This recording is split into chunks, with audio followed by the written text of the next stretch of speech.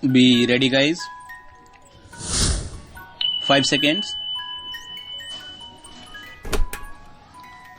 Start. The Planning Commission has made various estimates about our resources and they are based on a great deal of thinking and calculation. Nevertheless, they depend on so many uncertain factors.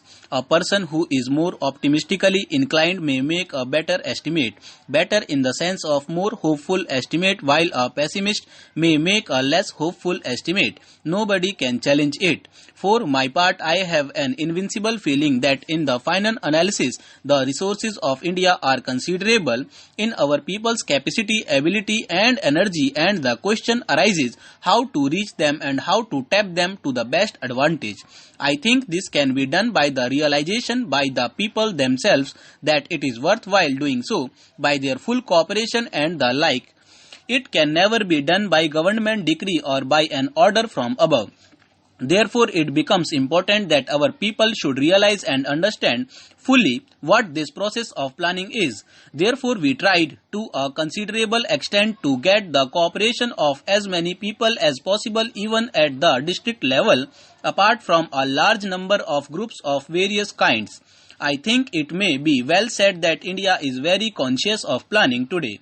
I was reading a foreigner's book the other day in which he says that in India you cannot get away from this planning business. He had written it in slight irritation. Whatever you talk about, somehow they lead you to the question of planning as though everything depended on planning everywhere. Well, whether his irritation was justified or not, I was glad to read that a person with no great sympathy for what we were doing felt enveloped by some kind of an atmosphere of planning. Everybody can talk of planning. Of course, everybody who talks of planning may know very little about planning. That is not the point, but it is true that India is very much planning conscious, and I think it is a great gain. When I say planning conscious, I mean of course planning conscious in the democratic structure that we possess. That is, we are proceeding with democratic planning. I am not criticizing any country that may not plan or any country that plans in some other way, authoritarian or some other way. It is none of my business to criticize other countries. They have to meet their problems and it is up to them to decide how to meet them. They can judge their own people. But so far as we are concerned in this country, people believe that we should endeavor to plan by the democratic method. Planning in a small way has often been done and is often done elsewhere. Planning in a really big way has thus far only been done more or less by the authoritarian approach, and the question arises how far a non-authoritarian and democratic approach can succeed in this kind of planning. I believe it can, and not only that, I believe it can ultimately succeed better, nor perhaps in yielding such great results quickly, but in laying a surer foundation and more effective foundation not only for planned growth but for the type of society which we wish to develop in this country. Now we talk about the future in terms of socialist pattern of society, and that can be interpreted in a variety of ways. I would beg this house to try to consider these great problems without using as far as possible words which have an emotional connotation, because then it becomes a little difficult for us to argue about the real thing.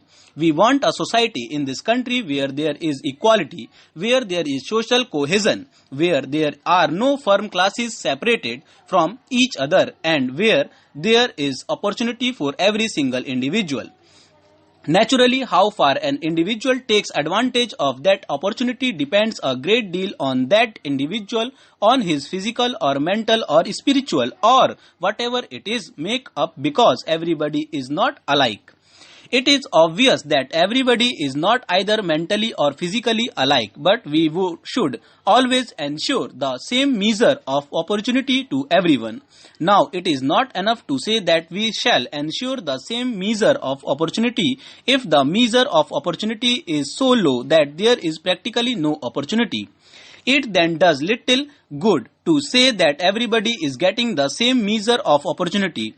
It is not much good saying that everybody has the same measure of opportunity on poverty level, because that means lack of opportunity to everybody. Therefore, in order to give that opportunity, we have to have something to give. That is to say, we have to get out of poverty. Now, from the point of view of labor also, this measure is very important.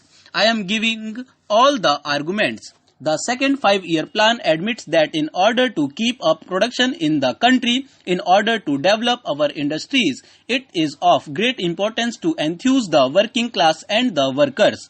It is the correct approach. As far as words go, nobody will quarrel with it. In fact, we would like more and more workers to be enthused. Such measures should be brought in more and more in order to make the working class see that with the increase in productivity on their part, at least there is improvement in their living conditions, that with the increased production of consumer goods in the country, they get more resources in their hands to buy the things that they require to spend more money on their children, on their housing, on their health, on the education of their children and all that. You have to create a situation like this. You have to create a feeling like this. You have to make provision for this. Even from that angle, it is necessary that this should be accepted. Labor enthusiasm cannot be created until and unless you relate the increase in productivity to an increase in the living standards of our people. More production, more money in the pockets of the working class. More money in the pockets of the working class. More consumption of their daily necessities of life and less privations and difficulties. Am I wrong in this? I would ask the honorable members to say. Therefore, on that score, it is essential. Then, even from the point of view of industrial expansion, it is essential. You will ask me how. I will tell you how. Now, it means that if this provident fund contribution is not taken from them, to that extent the money will be with the working class. And this money they would be able to spend in the market as customers and buyers of commodities. What does it mean? What are the economic implications of such a thing? Such a thing means that the demands for consumer goods in the country will go up. There will be expansion in the internal market. It is very essential when we talk about the industrial expansion that we also ensure expansion in the market.